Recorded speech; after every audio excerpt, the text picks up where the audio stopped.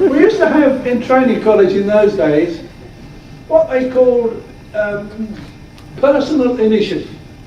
This was to break down any reserve which you might have that you wouldn't need when you became a Salvation Army officer.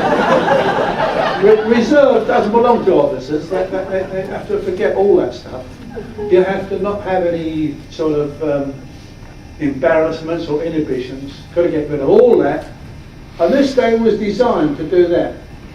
And what they used to do is everyone had to come up with some idea of what they would do to be very interesting. And like, for instance, someone would dress up as the devil and he would chase a saint down the road with a shield or something. Or somebody would climb up a lamppost and preach a sermon up there. All sorts of funny things like that. Dozens of ideas came up and I couldn't think of any. I had a friend who was a Norwegian, Chris Jorgensen. He said to me, "What are you going to do, Norm?" I said, "I haven't got the faintest idea." He said, "I've got a good idea." I said, "Well, let's have it because I need one." He said, "Let's get on the top of a bus and you be in your uniform and I'll come at the back of the top, because double-decker buses, I'll be at the back and I'll shout to you and you sort of give your testimony to my questions. Good idea?"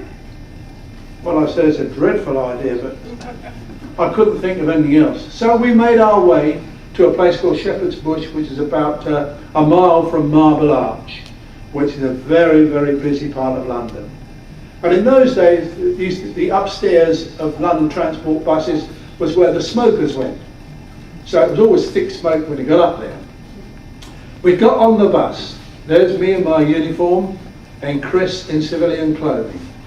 We climbed up on the top and I got a seat right at the very front of the bus upstairs and he was at the back of the bus upstairs.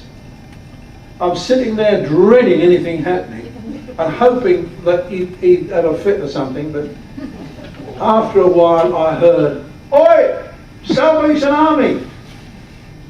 And I froze, I really did. I didn't know what to say. I was sort of thinking, so I just left him alone, didn't answer. A few minutes went by, "Oi! Salvation Army!" Well, in those days we used to have conductors on the bus that came round for the fare. And the conductor came up to me and said, "Is that man annoying you?" I said, "As a matter of fact, he is."